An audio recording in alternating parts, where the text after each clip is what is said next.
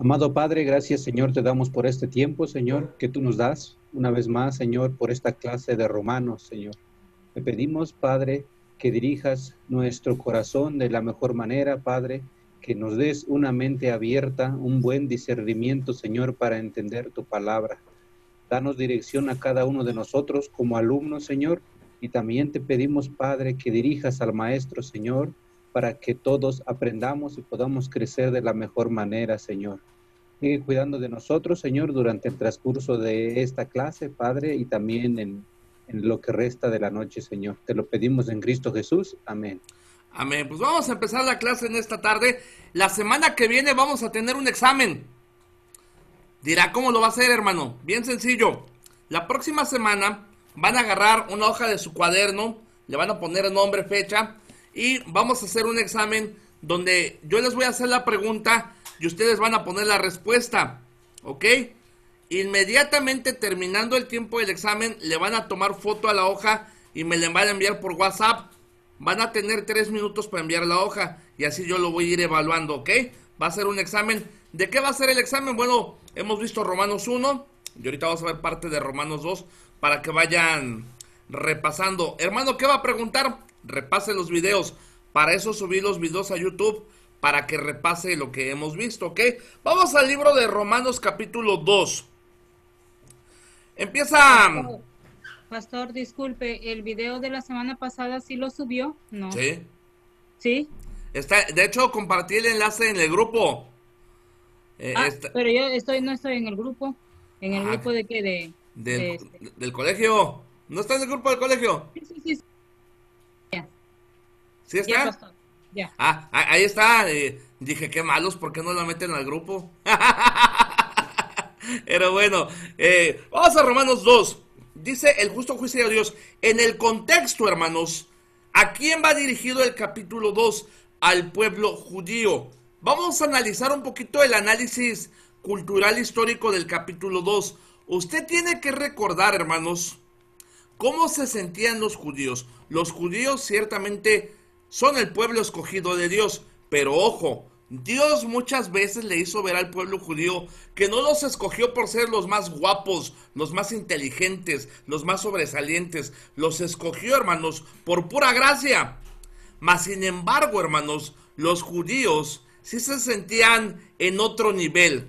Sí veían, como quien dice coloquialmente, de arriba para abajo a los gentiles. De hecho, a los gentiles les decían perros. Por ejemplo, los judíos decían de los samaritanos que eran perros, que no valían nada, que no servían para nada. Y déjenle digo algo, hermanos. Aquí en el capítulo 2 de Romanos nos hace ver, hermanos, la importancia. Yo creo que ustedes han visto que ahorita se está desarrollando una nueva, no digo nueva porque siempre ha estado, pero ya hay muchos que traen de moda esto del judaísmo. Predicadores con barba larga y en vez de decir Jesús dicen Yeshua. Usan palabras hebreas, algunos hasta se están circuncidando, algunos ya guardan el sabbat. ¿Sabe qué es lo tremendo? Que eran gente que eran bautistas fundamentales, que tenían conocimiento de la palabra de Dios y de repente salen con que hay que guardar el sábado, con que hay que guardar la ley. Y déjenle digo algo, mis queridos hermanos, Jesucristo nos dice en su palabra que ya no estamos bajo la ley, sino bajo la gracia. Eso no quiere decir que vamos a vivir como nos dé la gana, no, pero ya no vivimos bajo los estándares de Moisés, sino bajo la ley de Cristo. Pero por eso mismo vamos a ver Romanos capítulo 2. Mira que es la palabra de Dios.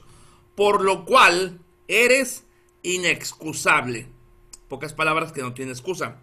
Oh hombre, quien quiera que sea tú que juzgas, pues en lo que juzgas a otro, te condenas a ti mismo, porque tú que juzgas, haces lo mismo. El judío era muy dado a juzgar. El judío era muy dado a pensar que por tener su templo, por tener la ley, por tener a Moisés. De hecho, en los grandes enfrentamientos, los grandes choques, las grandes disputas que tuvo Jesucristo a lo largo de su ministerio fue con los fariseos. Los fariseos decían dentro de sí, nosotros somos hijos de Moisés, nosotros guardamos la ley. Pero ¿qué pasaba? Que aparentemente por fuera guardaban la ley, pero por dentro estaban podridos. Y el Señor les hace ver, hermanos, que lo más importante, lo que el Señor ve, es el corazón. Y cuando el corazón está bien, se refleja por fuera. Pero estos se esforzaron, el pueblo judío cayó en guardar la apariencia. Y cuánto cristiano, cuánta gente no hay que hoy en día, aun siendo bautista o siendo fundamental, guarda la apariencia. Guarda la apariencia de que es un buen cristiano. Guarda la apariencia de que va a la iglesia. Y sí, va a la iglesia. Y sí, escucha predicaciones más. Dice amén. Y pone cara alegre. Lleva su falda larga. Lleva su corbata. Y pareciera que, dirían por ahí, es la pura verdad. Pero por dentro está desanimado. Por dentro está deprimido. Por dentro está agotado. Por dentro ese cristiano trae pecado oculto. Pero se ha esmerado tanto en guardar una reputación, en guardar una apariencia, que ya le importó más lo que pueda pensar la gente de él que lo que Dios piensa de él. Y es por eso que vivimos hoy en día un cristianismo de muchas apariencias.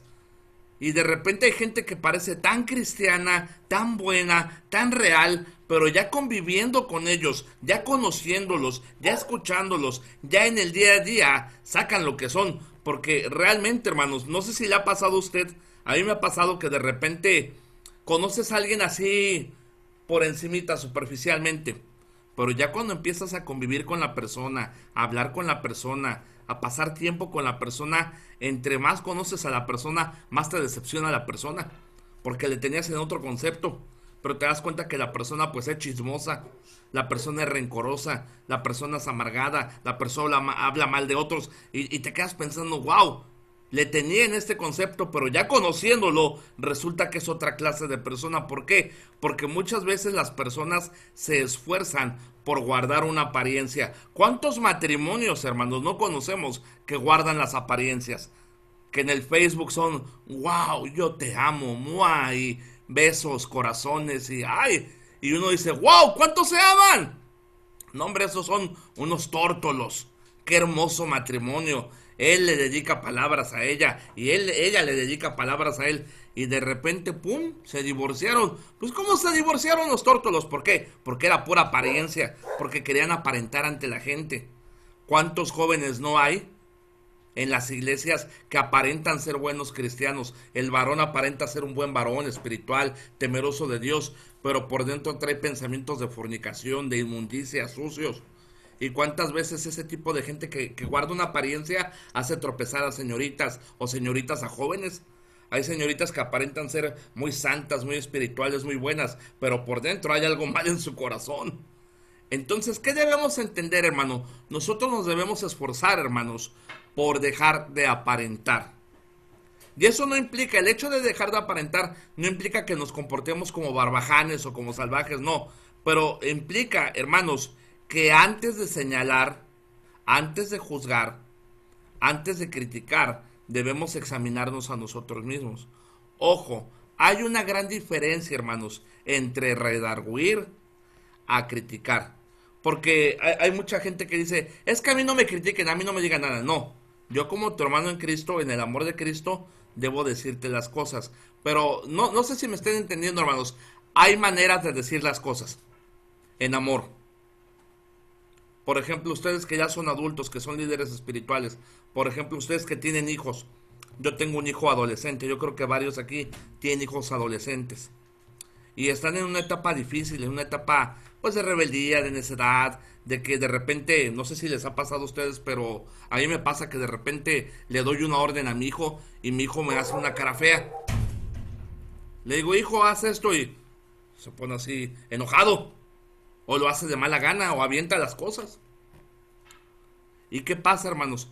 Que uno debe de aprender a pedir las cosas. Ojo, yo no voy a decir, ay, hijo, se va a enojar mi hijo, mejor no le pido nada. No. Mi deber es decirle en amor, ¿sabes qué? Esas actitudes no son las correctas. Cuando yo te pida algo, debes hacerlo bien. Y debes hacerlo con buena cara y buena actitud. Quiero que sea la última vez que tú tuerces la boca cuando te pido algo. Quiero que sea la última vez que tú avientas la puerta cuando te pido algo. Porque si tú no lo haces la próxima vez, te voy a disciplinar. No sé si me estén entendiendo. Hay maneras de pedir las cosas.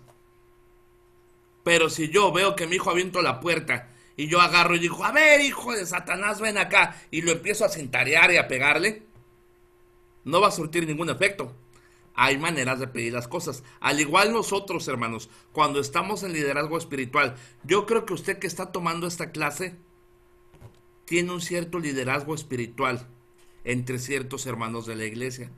¿Sí está aquí conmigo? Hay hermanos que le ven a usted con un respeto, con un amor.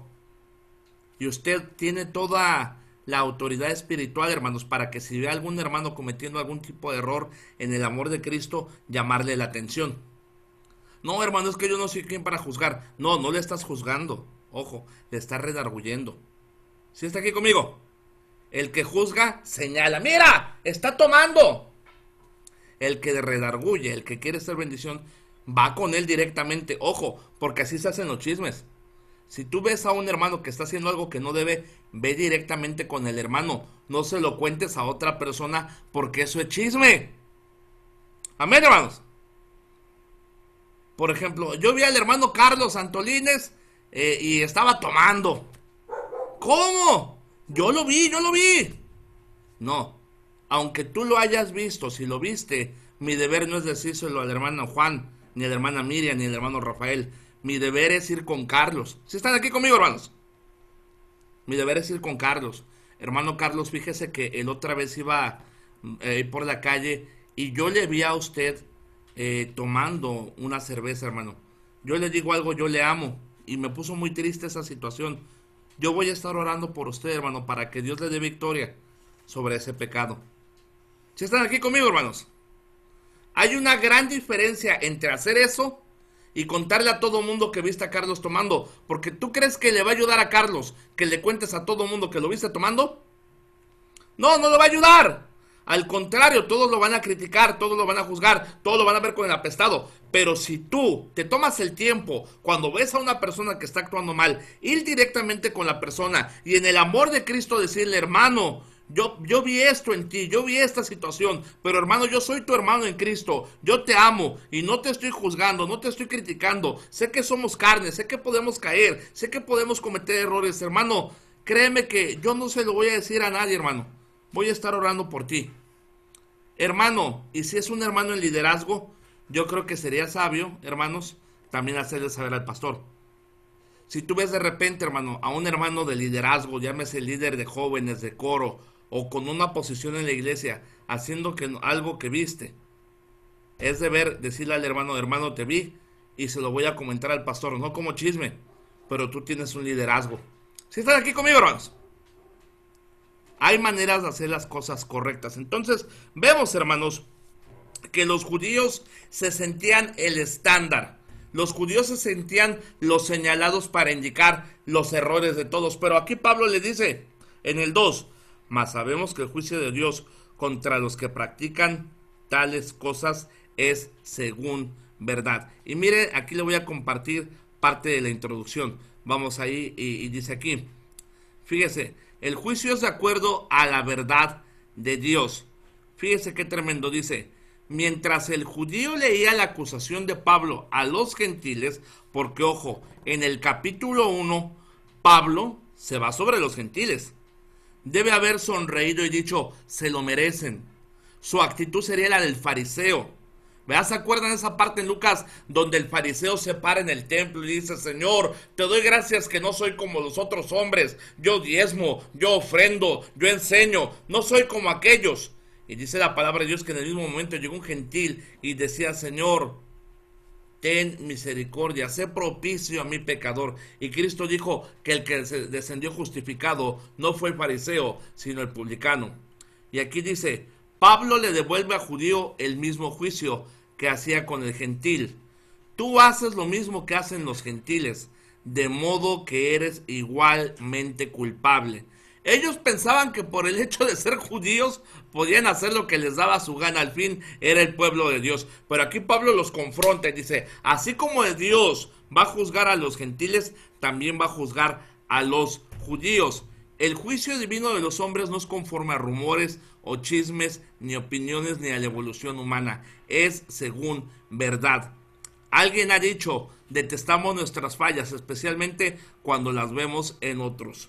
Qué fácil es para las personas en la actualidad, como en los días de Pablo, condenar a otros y sin embargo tener los mismos pecados en sus vidas. No sé si les ha pasado, hermanos, y aquí me gustaría que participen, pero no sé si les ha pasado que hay una persona que predica mucho de determinado pecado, habla mucho de determinada cosa, y pasa el tiempo y más adelante te enteras que cayó en el pecado el cual predicaba contra él.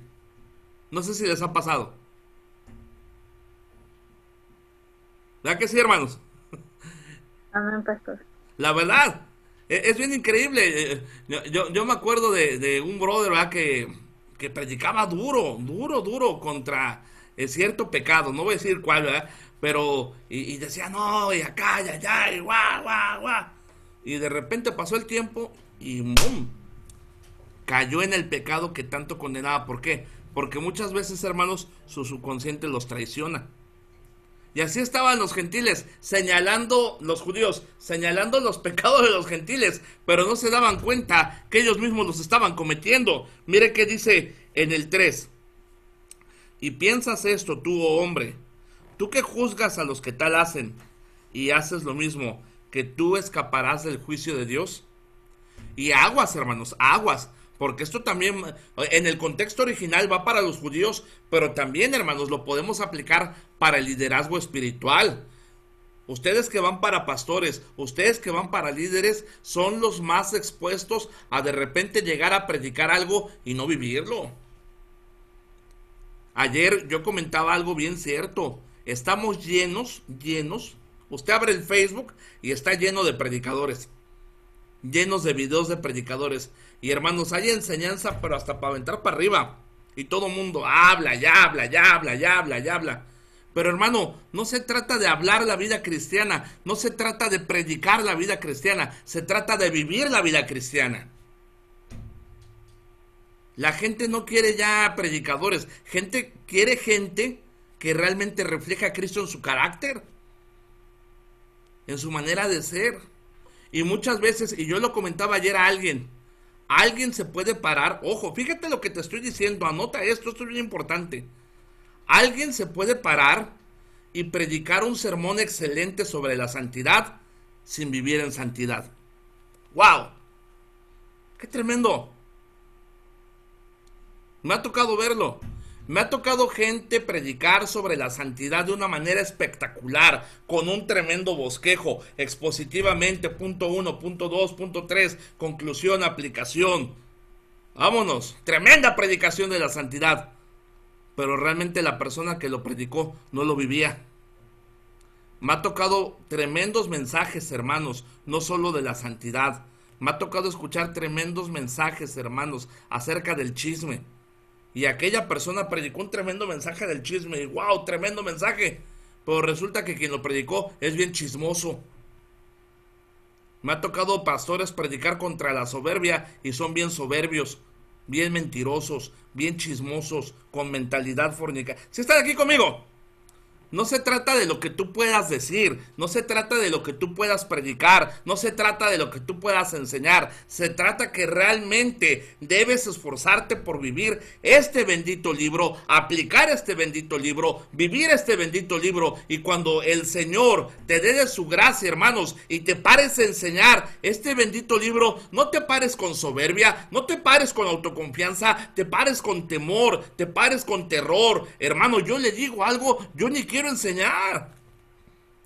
Se lo digo de corazón. Amén, pastor, amén. De verdad. Tengo un programa de radio y yo no enseño en el programa. Muchos me preguntan, hermano Hugo, ¿usted por qué no predica en la radio? Porque es una gran responsabilidad. A mí me da temor, a mí me da terror. A mí me da terror predicar porque, hermano, es algo santo, es algo sagrado, es algo sublime. Yo no me lo tomo a la ligera. Y de repente hay gente que se le hace tan fácil predicar. Ahora sí van a ver los hermanos, les voy a aventar unas pedradas. Y hay pastores que nada más se paran en el púlpito a aventar pedradas y pedradas y pedradas. No, no se trata de aventar pedradas. Se trata de edificar a la gente. Se trata de fortalecer a la gente. Se trata que la gente tenga un crecimiento espiritual. Hay ovejas que están todas apedreadas. Pobres ovejas, salen del culto todas apedreadas. Y la pregunta, ¿y cuándo los vamos a edificar? ¿Cuándo van a crecer espiritualmente? Yo no sé usted, pero yo no quiero un grupo de gente que me escuche. Yo quiero un grupo de gente que escuche. Y una vez que escuche, también salgan y prediquen. ¿Para qué los quiero ahí sentados? Si están aquí conmigo, hermanos. ¿Qué le quiero dar a entender? Que antes, hermanos, de señalar o antes de alzar el dedito contra alguien, hay 4 deditos que nos señalan a nosotros. ¿Qué tenemos que entender, hermanos? Mira aquí que dice en capítulo 2.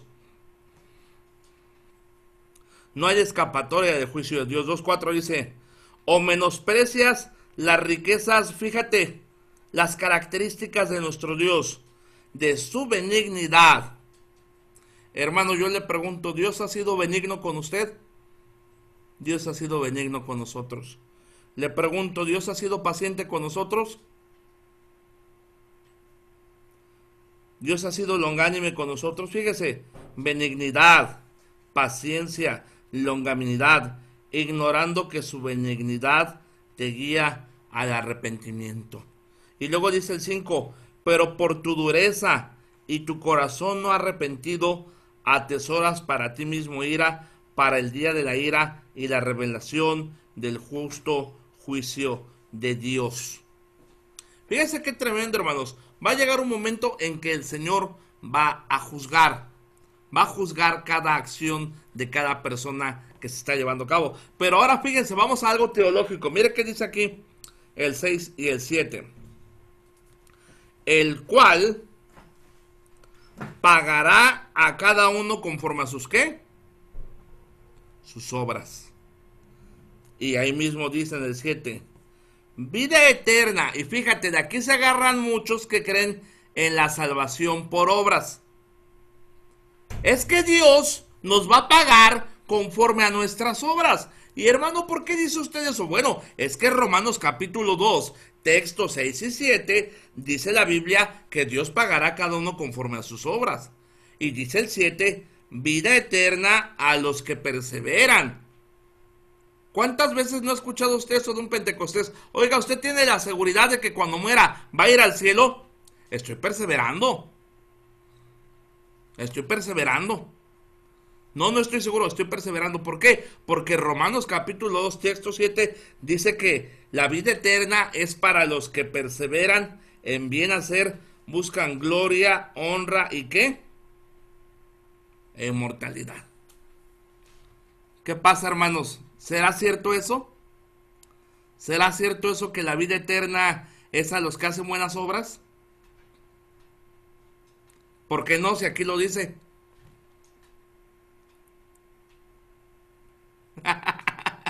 No nada más es decir que no, hay que saber explicarlo. ¿Sí me están entendiendo? ¿Por qué no? Aquí en Romanos capítulo 2, textos 6 y 7 dice que Él pagará a cada uno conforme a sus obras. Y dice, vida eterna, ¿a quién?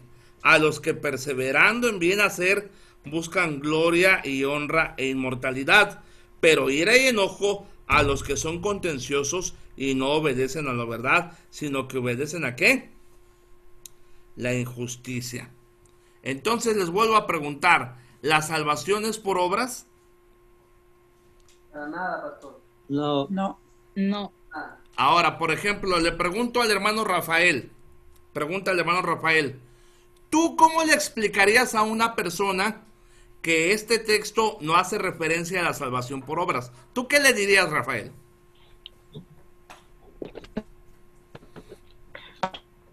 Diría que del el hombre el versículo. Pastor Hugo, ese hermano siempre tiene problemas con tu audio, se escucha bien cortado siempre que habla. Ok, déjale pregunto a alguien más. Déjale pregunto a alguien más, Rafa, porque se te escucha cortadito. Hermano Julián, échame la mano con esto. Usted, hermano Julián, ¿cómo le explicaría a una persona? Hágale cuenta que yo soy un inconverso, que estoy empezando a leer la Biblia y que leo esto. Y digo, a ver, Julián, tú dices que la salvación es por gracia. tú dices que la salvación es por fe. Pero aquí la Biblia en Romanos capítulo 2, texto 6, dice que Él pagará a cada uno conforme a sus obras y que los que van a tener vida eterna es los que perseveran. ¿Cómo se lo explicarías tú a alguien, Julián? Pues yo le diría que no es por obras, para que nadie se gloríe, porque dice la palabra de Dios. Ok, está bien, pero no te estoy pidiendo que me saques otro texto de la Biblia, te estoy pidiendo que me expliques este. Ah, ok. Pues yo le diría que no, que las obras no nos salvan, que lo que nos va a salvar es el que nosotros podamos testificar la palabra de Dios a las personas. Ok, pero ¿cómo explicas este texto? Fíjate, te estoy pidiendo que me expliques este texto. ¿Le puedo ayudar yo, pastor? Deja que termine y ahorita me ayudas tú. Deja que termine la idea. Y voy contigo, Israel. A ver. Bueno, no, pues no sabría decir más, ¿no? No se preocupe. A ver, Israel, ¿tú qué dirías? Que el Señor en el contexto está hablando a los que están haciendo iniquidad. Dice, voy a pagar conforme a sus iniquidades que están haciendo. Es en el contexto que está hablando el Señor. Hay que entender el contexto. Ándele, bien contestado. Fíjense, si están aquí, hermanos. Y esto es para que aprendan. No lo hago para ridiculizarlos ni nada. Simplemente es para que aprendan. ¿Qué debemos aprender, hermanos? La Biblia es una armonía. Y parte de la hermenéutica, no sé si han visto clases de hermenéutica, pero trata, hermanos, de analizar el texto conforme a su contexto. Por ejemplo, si hay un pasaje difícil de entender o difícil de captar, hermanos, lo único que debemos hacer es analizar el pasaje en su contexto y hacernos preguntas clave. ¿Sí están aquí conmigo, hermanos? Preguntas clave. ¿A quién va dirigido? ¿Por qué va dirigido? ¿En qué contexto va dirigido? ¿A quién va aplicado? ¿Sí están aquí conmigo, hermanos? Obviamente el Señor va a juzgar conforme a sus obras. ¿A quién? A quien escogió ser juzgado por sus obras. ¿Sí están aquí conmigo, hermanos? ¿Ya están prestando atención? Yo una vez me decía alguien, Dios no va a juzgar conforme a las obras. Digo, sí va a juzgar conforme a las obras. ¿A quién? A aquella persona que escogió rechazar a Cristo y anteponer sus obras a Cristo. ¿En base a qué lo van a juzgar? A sus obras. ¿Y a dónde va a ir? Al infierno. ¿Sí me están entendiendo? Hay gente que escoge ser juzgada por sus obras y de antemano sabemos qué fin va a tener. Pero hay gente que se piensa que no es demasiado mala, y más, por ejemplo, en el contexto de los judíos. ¿Sí va quedando claro aquí, hermanos? Ahora sigamos leyendo el pasaje para que entendamos la armonía. Vamos a compartir pantalla. Vámonos aquí a los bosquejos expositivos para que sigamos ahí leyendo. Ahora, vamos tantito para acá. Y fíjese qué dice aquí, en el 2. ¿Sí estamos aquí, hermanos? Fíjese qué dice. El juicio es de acuerdo a las obras de la persona. Vamos a explicar de qué se trata. Fíjate, los judíos pensaban que tenían la más alta posición entre el pueblo de Dios, sin darse cuenta que una cosa es ser oidor de la ley y otra muy distinta ser un ¿qué? Hacedor. Tenga presente que estos versículos no nos dicen cómo ser salvos. Ojo. Describen cómo juzga Dios a la humanidad de acuerdo a las obras que haya hecho. Los versículos 7 y 8 no hablan respecto a las acciones ocasionales de una persona, sino al propósito total y dirección general de su vida, la dirección de la vida. Según William Newell lo describe, la gente no alcanza la vida eterna por buscarla, pero si la buscan toda la vida, la hallarán en Cristo. Cada uno, todo ser humano y todo el que, son tres frases que muestran que Dios no hace acepción de personas, sino que juzga a la humanidad en base a cómo han vivido. Uno pudiera preguntar, ¿pero Dios es justo en juzgar hacia los hombres? Después de todo, los judíos habían tenido la ley y los gentiles no. Sí, Dios es justo, como explican los versículos 12 y 15 que ahorita vamos a leer. Dios juzgará a las personas según la luz que hayan recibido. Fíjese lo que le voy a decir. Esto es interesante.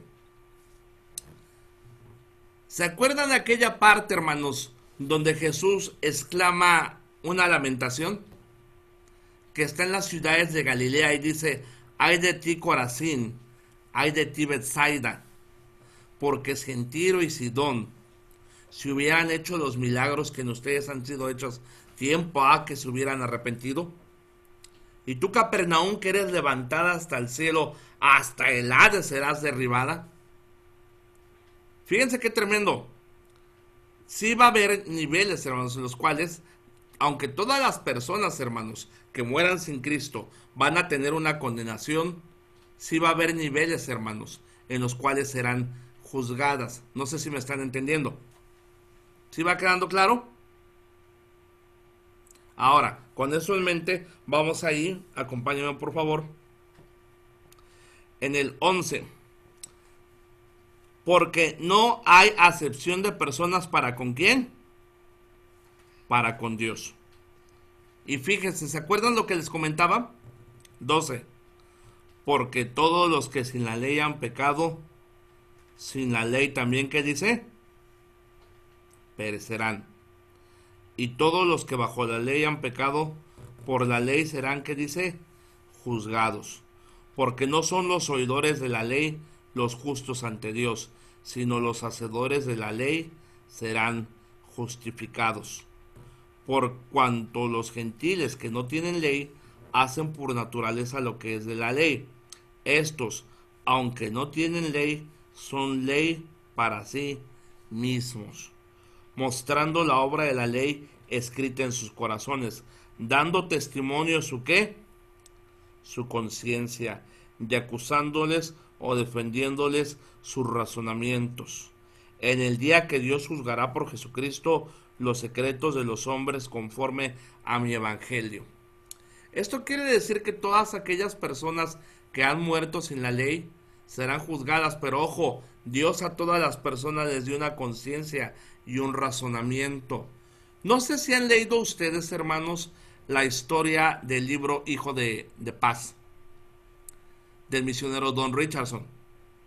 Este misionero, hermanos, fue una de las tribus más apartadas, hermanos, las cuales literalmente mataban a todos los misioneros que llegaban ahí. Y él llegó con el evangelio de Jesucristo a esa tribu. Pero ¿saben qué fue lo tremendo? Que cuando contó la historia de Jesucristo y llegó a la parte en la que Judas traiciona a Jesucristo, todos aplaudieron. Y él se quedó: ¿por qué aplauden si Judas traicionó a Cristo? Y ellos le dijeron: es que nuestra tribu, la virtud más grande es la traición. Judas fue muy listo. Imagínense qué tremendo. Los quería alcanzar para Cristo, les habló del evangelio y salió contraproducente, porque ahora Jesucristo, en vez de ser el héroe fue Judas. Y por mucho tiempo, hermanos, por mucho tiempo, él trató de darles el evangelio y no podía, porque pues, según ellos, el héroe era Judas por astuto, por traicionar a Jesús. Y un día, hermanos, hubo una guerra entre las tribus de esa región. Una guerra sangrienta, una guerra cruel. Hasta que hubo un momento, hermanos, en que hicieron una tregua. Y la tribu de este lado tomó un bebé de ellos. Y la tribu de este lado tomó otro bebé de ellos. Y esta tribu llevó a un bebito de ellos con la otra tribu. Y esta tribu llevó a un bebito de ellos con la otra tribu. ¿Qué se llamaba esa ceremonia? Esa ceremonia se llamaba la ceremonia del Hijo de Paz. Una tribu agarraba a alguien de su propia tribu y lo mandaba a la tribu rival. ¿Cuánto iba a durar la paz mientras el niño viviera ahí en esa tribu? La tribu rival estaba obligada a cuidar de ese pequeñito que no era de ellos, pero iba a vivir entre ellos. Y ellos deberían de cuidarlo porque mientras viviera iba a haber paz. Entonces, al misionero se le prendió y dijo: aquí los voy a alcanzar. Y dijo: ¿saben qué? Jesucristo es nuestra paz. Dios envió a su Hijo a dar su vida por nosotros, pero no solo eso, sino que la paz que Él nos da es para siempre. La paz que da el Hijo de Paz dura hasta que el niño vive, pero cuando Cristo nos trae paz, trae la paz eternamente. Y le digo algo, a través de ese ejemplo, hermanos, ese misionero alcanzó a toda la tribu para Cristo. Le recomiendo el libro, se llama Hijo de Paz, del misionero Don Richardson. Pero ¿qué le quiero dar a entender, hermanos? Que en todas las culturas, hermanos, en todos los extractos, acuérdense lo que vimos en Romanos 1, el hombre no es el hombre de las cavernas, no fue producto de la evolución, el hombre fue creado a imagen y semejanza de Dios, y todo hombre, desde Adán y Eva, tiene un conocimiento real de la persona de Dios, de modo que no tiene excusa. ¿Sí están aquí conmigo? Y tiene una conciencia, aunque un hombre, ojo, fíjate, aunque un hombre no haya leído la ley, su conciencia le dice. Por ejemplo, lo vemos, hermanos, hasta en los animales, tengo una perrita, se llama Nina. Ella tuvo una camada de 5 cachorritos, pero mi mascota Nina, ¿sabe qué pasa? Le gusta escaparse, le gusta salirse de la casa, y lo hace como travesura para que la correteemos. Pero una vez la correteé 2 cuadras y ya mero me morí, hermanos, de corretearla. Entonces dije, ya no la voy a corretear. ¿Sabe qué hice, hermanos? Cuando Nina se escapaba, agarré un cachorro de Nina y me quedaba con el cachorro en la puerta. Y cuando la perra, hermanos, veía que tenía su cachorro, se regresaba corriendo a la casa y solita se metía. Ya no necesitaba yo corretearla, sino al ver que tenía su cachorro, rápido se metía. Y dije, ¿cómo un animal tiene más instinto materno que muchas mujeres que abortan? Y cómo Dios, hermanos, aún en los animales, hermanos, aún en los seres humanos, puso una conciencia. ¿Sí están aquí conmigo, hermanos? Una conciencia en la cual serán juzgados. Ahora, vamos rápidamente, hermanos, creo que sí da tiempo, vamos al 17. Los judíos y la ley. Y ahí Pablo se va con todo contra los judíos. Fíjate que dice, le dice el 17, he aquí, dice, tú tienes el sobrenombre de judío y te apoyas en la ley y te glorías en Dios y conoces su voluntad e instruido por la ley apruebas lo mejor. Confías en que eres guía de los ciegos y luz de los que están en tinieblas, instructor de los indoctos, maestro de niños, que tienes en la ley la forma de la ciencia y la verdad. Hermano, los judíos, queridos hermanos, sentían que ellos eran, ahora sí que el plan de Dios para que el mundo conociera de él. Los judíos se sentían tocados por Dios. Pero mire qué dice aquí más adelante. Ya Pablo 2 veces ha mencionado el día del juicio. Dice aquí, los judíos se jactaban de sus privilegios raciales y religiosos, debido a que Dios les había dado su palabra y conocían su voluntad. Miraban a los gentiles como ciegos, ignorantes. Los judíos se consideraban como los exclusivos, los favoritos de Dios, pero no lograron ver que estos privilegios les obligaban a vivir en santidad. Los judíos pensaban que el hecho de que Dios los había escogido era porque ellos eran especiales y tenían el derecho de juzgar, pero se les olvidaba que ese conocimiento no les ponía en un lugar superior, no, ese conocimiento les traía una gran responsabilidad. Y por eso mira que dice el 21, tú pues que enseñas a otros, ¿no te enseñas a ti mismo? Tú que predicas que no se ha de hurtar, ¿hurtas? Tú que dices que no se ha de adulterar, ¿adulteras? Tú que abominas a los ídolos, cometes sacrilegio. Tú que te jactas de la ley, con infracción de la ley deshonras a Dios. Porque como está escrito, el nombre de Dios es blasfemado entre los gentiles por causa de vosotros.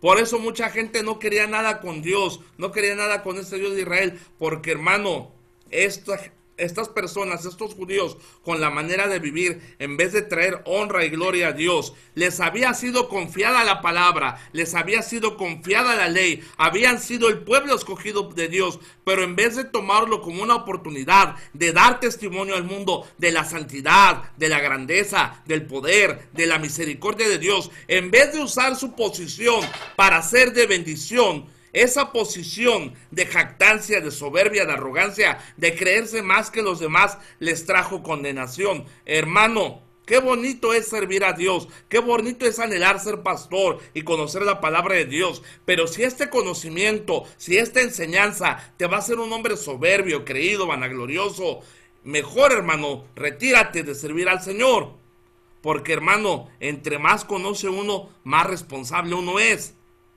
Después de esta clase, usted va a ser más responsable a Dios de antes de esta clase, porque ahora usted está aprendiendo algo. Si están aquí conmigo, el conocimiento, hermanos, implica una responsabilidad. No estamos estudiando para hinchar nuestro cerebro con conocimiento. No estamos estudiando para hinchar nuestro pecho con soberbia. No, estamos estudiando porque queremos dar gloria a Dios, porque queremos reflejar la gracia de Dios, porque queremos que la gente vea la misericordia de Dios en nuestras vidas. Los judíos predicaban, no robes, pero robaban. Decían, no mientas, pero mentían. Hermano, ¿por qué las predicaciones hoy no tienen tanto impacto? Hermano, porque estamos llenos de gente que predica bien la Biblia, pero no la está viviendo. Necesitamos gente que viva la palabra de Dios antes de predicarla, que aplique la palabra de Dios a su vida, que refleje la palabra de Dios. Y lo más importante, hermanos, que tengan el poder y la gracia de Dios para llevar el evangelio. Pero ahora mire qué dice el 25. Pues en verdad la circuncisión aprovecha si guardas la ley. Pero si eres transgresor de la ley, tu circuncisión viene a ser circuncisión. Si pues el incircunciso guardare las ordenanzas de la ley, ¿no será tenida su incircuncisión como circuncisión? Y el que físicamente es incircunciso, pero guarda perfectamente la ley, te condenará a ti con la letra de la ley, y con la circuncisión eres transgresión de la ley. Pues no es judío el que lo es que. Aquí va la enseñanza, aquí va la médula, aquí va el tétano de la enseñanza. Si algo les quiero enseñar es aquí, deténganse aquí, presta atención aquí. Fíjate, pues no es judío el que lo es que exteriormente. ¿Cómo empezamos esta clase? Hablando, hermanos, de no ser personas que guardan una apariencia. No es judío el cual es exteriormente, ni es la circuncisión la que hace exteriormente en la carne. ¿Por qué tocaba este punto Pablo, hermanos? Porque los judíos, hermanos, ojo, y hoy en día se está viendo con los judaizantes, decían, sí, Cristo murió por ti, sí, eres salvo por la fe en Cristo, es cierto, el Señor murió, fue sepultado y resucitó, todo aquel que invocara el nombre del Señor será salvo. Creemos todo eso, creemos que la fe en Jesucristo nos salva, pero debemos guardar la ley. Debemos circuncidarnos, debemos guardar el sábado, debemos guardar el sabbat. Y Pablo dice, ya no es necesario, porque Cristo es nuestra Pascua, porque Cristo es nuestra ley, porque Cristo es nuestro reposo. Ahora no necesito circuncidar mi carne, porque lo que ocupaba circuncidar era mi corazón. No ocupo una operación en un miembro de mi cuerpo para demostrar mi fe en el Señor. Ahora no es lo exterior, sino lo interior. Todo lo anterior, todo lo exterior era una figura de lo que había de venir, pero ahora la ley es Cristo, el sábado es Cristo, nuestra circuncisión es Cristo, nuestro todo es Cristo. Ahora no tenemos que guardar nada, sino simplemente recibir a Cristo en nuestro corazón y no vivir guiados bajo la ley de la carne, sino bajo la ley del Espíritu. ¿Sí está quedando claro? No es judío el que lo es exteriormente, ni es circuncisión la que se hace exteriormente en la carne. Fíjate 29. Sino que es judío el que lo es ¿qué? En lo interior. Y la circuncisión es la del corazón, en espíritu, no en letra, la alabanza del cual no viene de los hombres, sino de Dios. Así que qué tremendo capítulo, hermanos, capítulo 2 de Romanos. Me gustaría, tenemos 5 minutos para ver si alguien tiene alguna pregunta, alguna duda que podamos aclarar con todo gusto. Si alguien tiene una pregunta, rápidamente tenemos 5 minutitos para preguntas y respuestas. ¿Quedó claro, hermanos? ¿Alguien tiene alguna duda, alguna pregunta? Pastor, buenas noches. Adelante, hermano Carlos. Usted sabe que muchas veces cuando uno está predicando hay gente que conoce la palabra y muchas veces le dicen a uno, no, lo que pasa es que esa carta fue dirigida, pero a los romanos. Era para ellos, no era para nosotros. Ok, ¿cuál es la pregunta? O sea, es eso, que hay veces que hay gente que estudia la Biblia, ¿sí? Y como lo hablaba el hermano Israel, muchas veces la sacan como de contexto. ¿De contexto? Entonces, cuando por lo menos a mí en el caso me dicen eso, entonces yo hay veces le digo, bueno, entonces ninguna de esa parte de los libros de la Biblia es para usted, porque, o sea, ni es judío ni es romano. ¿Y qué te dicen cuando les dices eso? No, pues se quedan callados. No, mira, hermano, obviamente debes explicarle la ley de la hermenéutica, hermano. Originalmente, en el contexto original, obvio, toda palabra, por ejemplo, el libro de Tito, ¿a quién iba dirigido? A Tito. El de Timoteo, pues a Timoteo, Filemón a Filemón, de verdad. Pero, dice la palabra de Dios, que toda la escritura es inspirada por Dios y útil para enseñar, para redarguir, para instruir, para corregir en justicia, a fin de que el hombre de Dios sea perfecto, enteramente preparado para toda buena obra. Dile, sí, en el contexto original va dirigido a los romanos, pero la palabra de Dios, Dios nos la dejó como un testimonio para poder guiarnos. La Biblia dice, lámpara es a mis pies tu palabra y lumbrera mi camino. ¿Con qué limpiará el joven su camino? Con guardar tu palabra. Entonces, originalmente, en el contexto original, es cierto, va dirigido a los romanos, pero hay partes en este bendito libro, o más bien todo este bendito libro, también puede aplicarse a tu vida, siempre y cuando tú tomes la determinación de aplicarlo.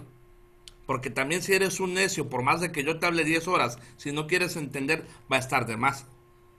Entonces, por ahí se puede ir por ese lado, hermano. ¿Alguna otra pregunta, hermano, rápidamente? ¿Sí quedó claro, hermano Carlos?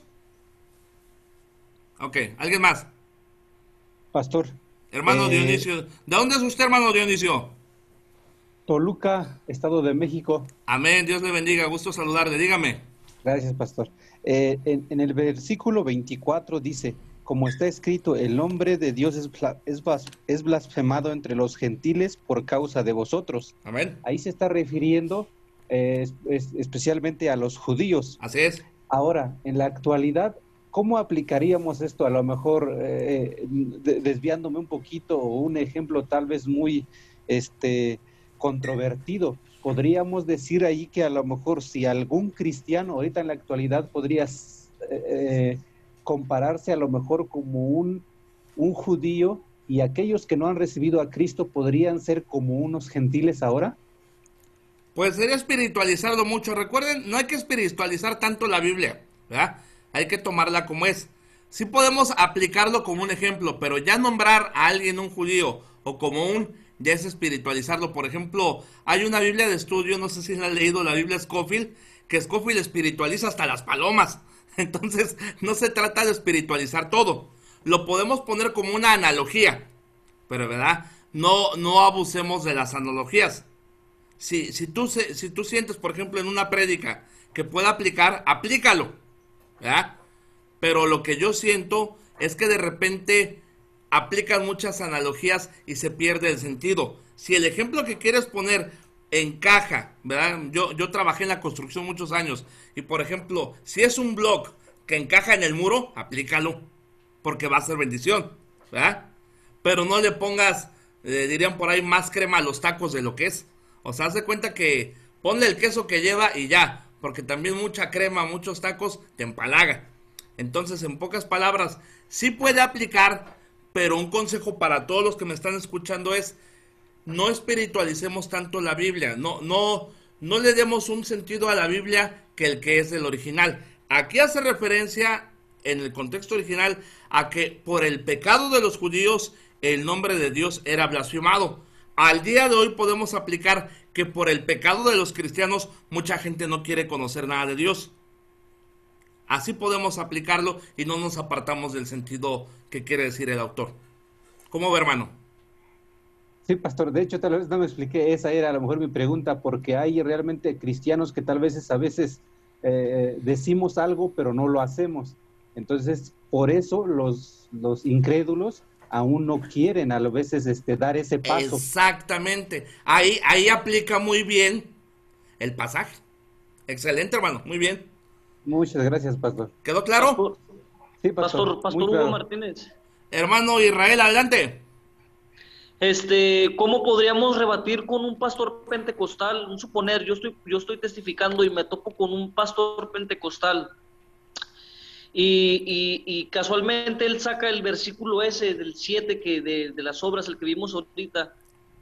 ¿Cómo le podemos decir si Romanos lo usamos para dar el evangelio a unos que no son salvos? ¿Cómo le podemos explicar?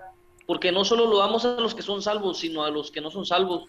Así es, mira, como explicábamos en la clase, si leímos más adelante, el pasaje se explica solito.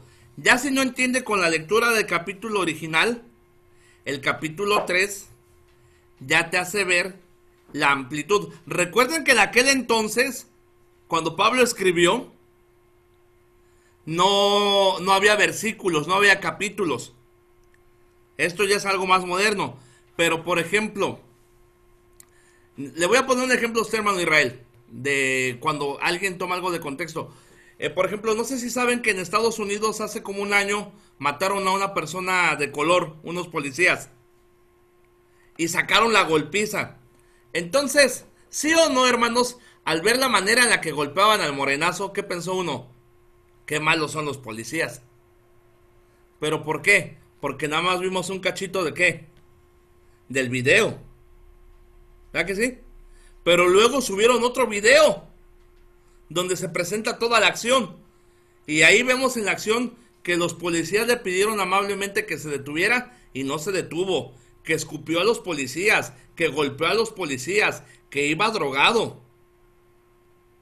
Y que ya todo lo que hicieron los policías fue a consecuencia de lo que él empezó.